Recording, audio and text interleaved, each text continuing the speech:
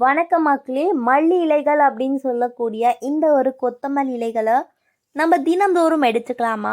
இதனால் எந்த மாதிரியான நன்மைகளை பெற முடியும் அப்படின்ற ஒரு தகவலை தெரிஞ்சுக்கலாமா?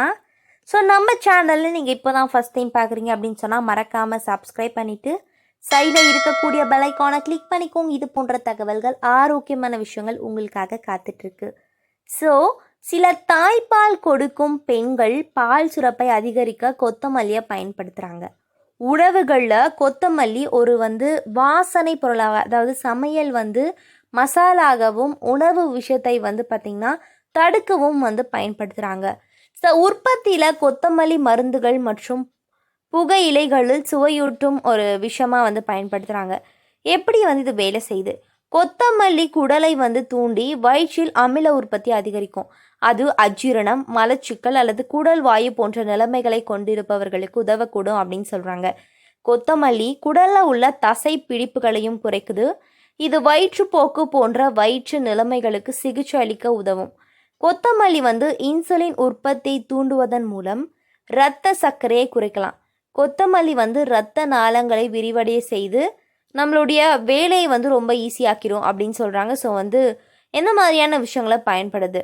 ஸோ மலச்சிக்கல் அப்படின்னு சொன்னால் நீங்கள் இந்த மாதிரியான விஷயங்களை பயன்படுத்துங்க. பெருஞ்சீரகம், அதிமதுரம், ஆரஞ்சு தோல், காசிய லவங்கப்பட்டை இதெல்லாம் சேர்த்து கொத்தமல்லி மற்றும் இஞ்சி இதெல்லாம் நம்ம நல்லா கொதிக்க வைத்து குடித்தோம் அப்படின்னா நமக்கு இந்த மாதிரியான பிரச்சனைகள் சரியாக போயிடும். எரிச்சல் கொண்ட குடல். அடுத்த விஷயம் பார்த்திங்கன்னா, கொத்தமல்லி உணவு அளவுகளில் பாதுகாப்பானது மற்றும் பொருத்தமான மருந்து அளவுகளில் ஒரு நல்ல விஷயம் அப்படின்னு சொல்கிறாங்க. ஆனால் கொத்தமல்லி வாயால் அல்லது உள்ளிழுக்கும் போது ஒவ்வாமை எதிர்விளைவுகளை ஏற்படுத்துமா?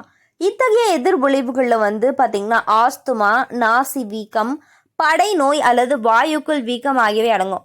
உணவு தொழிலில் மசாலா பொருட்களுடன் பணிபுரியக்கூடிய பல்வேறு விஷயங்களுடன் நம்ம பாதுகாப்பாக இருக்கிறதும் நல்லது தான் அப்படின்னு சொல்கிறாங்க.